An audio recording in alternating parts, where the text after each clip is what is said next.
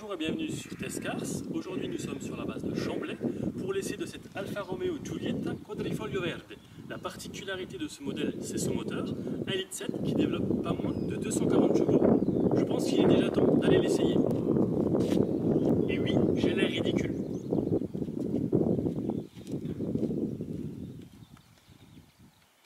Sans les lunettes, c'est plus simple.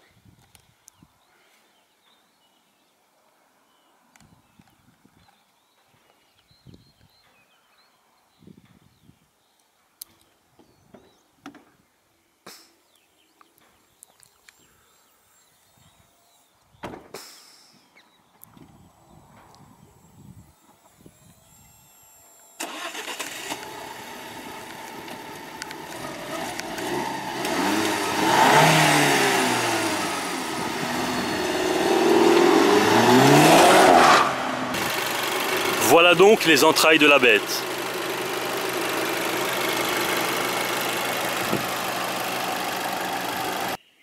La particularité de ce moteur, c'est qu'il équipe l'Alfa Romeo 4C.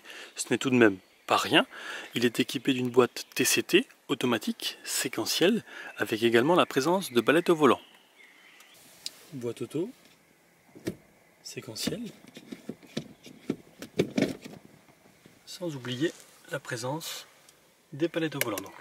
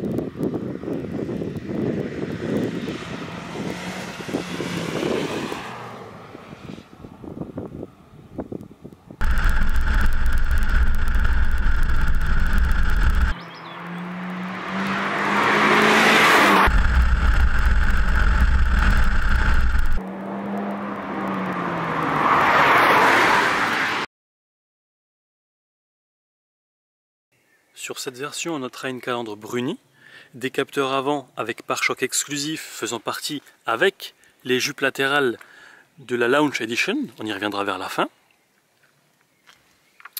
Côté pneumatique, ce sont des Pirelli P0 montés sur jante 18 pouces. Vous noterez les étriers de frein rouges signés Brembo. On remonte, on retrouve ici de part et d'autre le logo Quadrifoglio Verde sur les ailes, coque de rétroviseur en carbone, poignée de porte brunie, toit ouvrant, à l'arrière les vitres sont surteintées,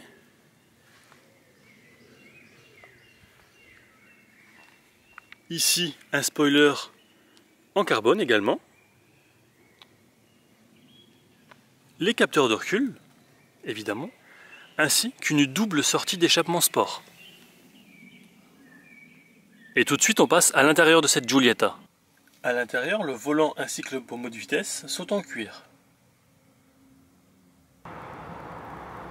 Le marchepied, tout comme le pédalier, sont ici en aluminium.